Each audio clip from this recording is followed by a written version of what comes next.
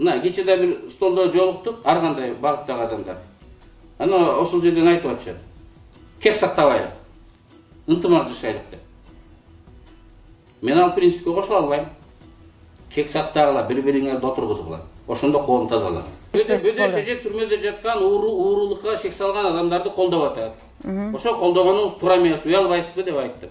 Көрдүңүзбү, бийликке келгендердин баардыгы эле оппозицияны деген алар ууру коррупционер деп камай берет экен. Эртең ошолор бийликке келип, сиз түрмөгө жатып калсаңыз, сизди да колдогон эжелдер керек да, эмне үчүн сиз ошолор менен дайыма эле аялдар менен айтышып бересиз? Азыр мына мен айтышып атасыз. Аялдарки мен айтышкан жокмун, ал өзү мага айтып атат. Эртең сизди күнөөсү жок жерден күнөөлүү кылып отургузуп, сизди өмүр бою отура турган кылып, же болбосо сиз таптакыр күнөөсү жок жерден эле сиздин конституцияңызды тескери буруп, сизди башка жака тентитип жибериши мүмкүн. Ошон үчүн андай сөздү сиздин деңгээлиңиздеги эл өкүлү айтпаш керек. Эми мен негизги айтайын деген сөзүмдү уксаңыз, чогуу жооп бересиз. Мен айтам, элге сабак болсун деп айтам. Мени өлтүрөбүз деп аракет кылган. Мени камаган учурлары да болду. Бир эмес, бир нече жолу камалды. Мен түрмөдөн эле отуруп, балким эртең бакийчилер келип калса, дагы ошондо кандай күнөөм жок отурсам, эртең дагы отургузуп коюшу мүмкүн. Мен ошону билемин. Ошол тагдырга кайрылмын. Жанчалар Жолдошту биз коррупционер экен деп кетиргенибиз жок. Ошол ишинде тартипсиздик болуп, отчет так болбой калыпты. Эл коррупционер деп шек санап атат деп кетет. Шек санагандыгы үчүн кетирдик. Ушуну мен баса белгилегим келет. Айтып коет го, жена Цезаря должна быть выше любых подозрений деп. Шек болбош керек. Кыргызда артынан сөз эрчебеш керек. Мындай көп сөз эрчебеш керек. Көп сөз эрчиген адамды биз мындай коштошушубуз керек да.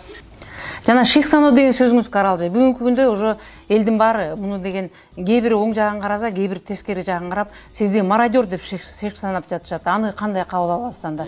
Мени бир дагы менин эң жеткен душманым дагы мени мародер деп эч ким шек санаган жок. Сиз көрдүңүзбү, мындай суроону туура эмес коюп атасыз.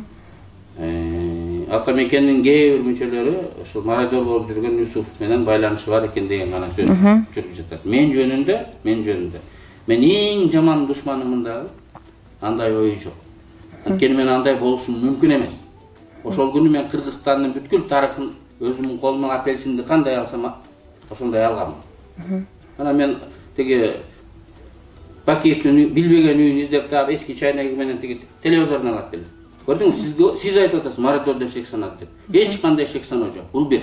Экинчиден ушак сөздөр болушу мүмкүн. Сиздин Рысалиев кеткенден кийин түрмөгө кирип, ошо Абдулда менен сүйлөшүп аткан жериңизде. Сиздин ошол кадрыңыз коомчулукту шек санандырды. Анткени деген сиз эмнеге алга барасыз? Ал сиздин деңгээлиңиздеги адам эмес. Өзүңүз айткандай, ал деген мародер. Ага сиз барбашыңыз керек. Сиз деген эл өкүлүсүз. Ошол жерге барып, андан сурап атасыз. Ал мародер. Мен андан эч нерсе сураган жокмун. Ошол мародер деп айткандарга дагы жетет. Убакыт келгенде баардыгынын бети ачылат. Менден таза Кыргызстанда саясатчы жок. Мына сиз эми барып тиги Абдуллага кирдиң, ошол шек сан. Сиз балким шек санайсыз. Айтып коет го, жена Цезаря должна быть выше любых подозрений деп. Шек болбош керек. Кыргызда артынан сөз эрчебеш керек. Мындай көп сөз эрчебеш керек. Көп сөз эрчиген адамды биз мындай коштошушубуз керек да. Мен азыр сизден Исмаил Исаковичтан тиги телефондон сурап берем азыр сизге, мындай ушул жерден. Андан менден дагы, Исмаил акадан дагы, элден дагы кечирим сурашыңызды мен ушул жерден талап кылам. Эгер түз кетип аткан болсо Исмаил ака менен да жаңжалдаштык. Бирок жаңжалдашка карабастан Исмаил ака болгонун болгондой айтып берет. Адам менчигинин мыйзамдуулугун далилдебеш керек. Мына мен кармап турсам, ушун эч ким Текебаев апельсин кармап турасың, каяктан алдың деп менден документ сурабаш керек. Адамдардан. Болбосо адамдар далилдей албайт. Бирок чиновниктерден мени сураш керек деп эсептейм. Ошол депутаттан, министрден, прокурордон, судьядан сураш керек. Аялыңызга жакшы шуба алып бериптирсиз. $10,000 экен. Акчаны кайдан алдыңыз? Далилдей албаса шубаны чечтирип, өкмөттүн менчигине өткөрүп бериш керек. Өзүнүн налог төлөбөгөндүгү үчүн соттошуп. Мен деген сиздин бир тууган иниңизди ошол Кадыржан Батыровду жанынан чыкпай чогуу жүргөн мен өзүм көргөм. Мен бул нерсени буга чейин эч кимге айткан эмесмин, айтып да келбейм. Менден эч ким сурабайт аны. Сиз жалганчысыз, мына мен да карап айтып турамын. Ал Кадыржан Батыров менен ал жерге барган эмес. кыргыздын желеги өрттөнгөнгө чейин мен деген Асылбек мырзаны, мен деген Кадыржан Батыровдун жанында өкө чогуу жүргөнүн, элдин алдына чыгып сүйлөгөнүн көргөнмүн. Сиздин ата мекендин желеги менен машиналарга деген желектен чыгарып алып терезесинен колонна болуп машиналардын келгенин мен өзүм көргөм, мен да көргөм аны. Ал барып бакипчилерди кууп чыккан.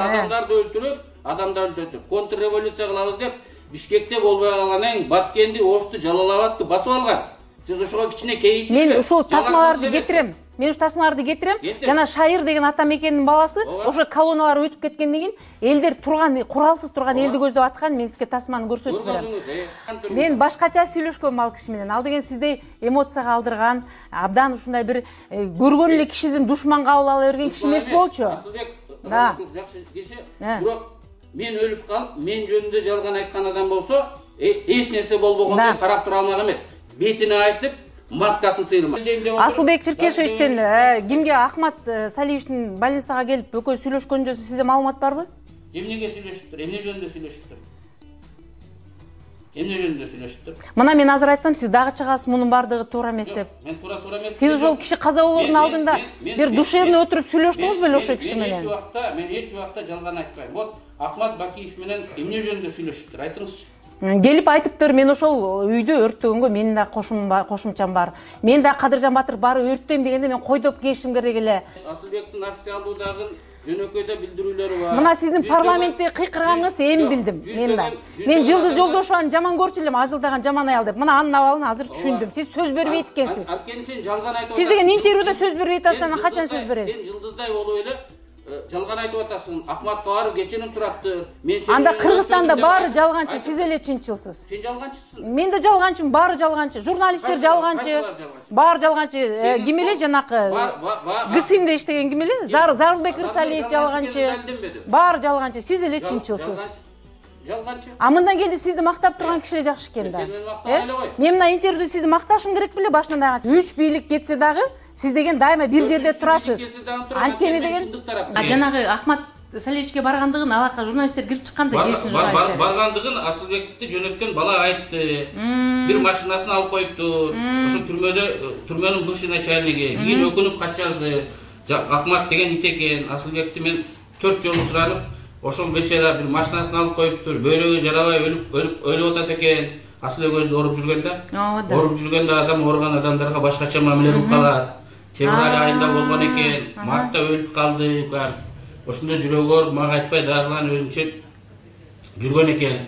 Анан жанагы бала болбостон досу бир жип алып коюптур, тигинде мындай алып коюптур, жардам сурап атат, силердин колуңардан келет деп атат. Тигинде мындай дегенде бир барып ошо машинада отуруп, Асылбектин машинасында отуруп алчу. Сүрөтү менде бар, машинада отурган. Бар.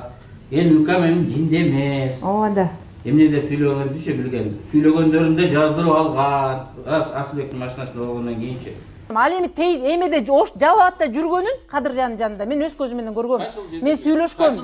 Жалал-Абадтын центринде жүргөнүн көргөм. Мен барып айткамын. Асылбек мырза, бул эртең кандай болот? Силердин максатыңар эмне деп айткам. Сен Кадыржандын жанында болгон турбайсыңбы анда? Мен журналистмин, мен кайсыл жерге кааласам ошол жерге барып турам. Эмне үчүн Асылбек журналист каалап? Мен мына бүгүн сиздин жаныңызда турам мен. Эртең деген бул бийлик кубаланып кетет.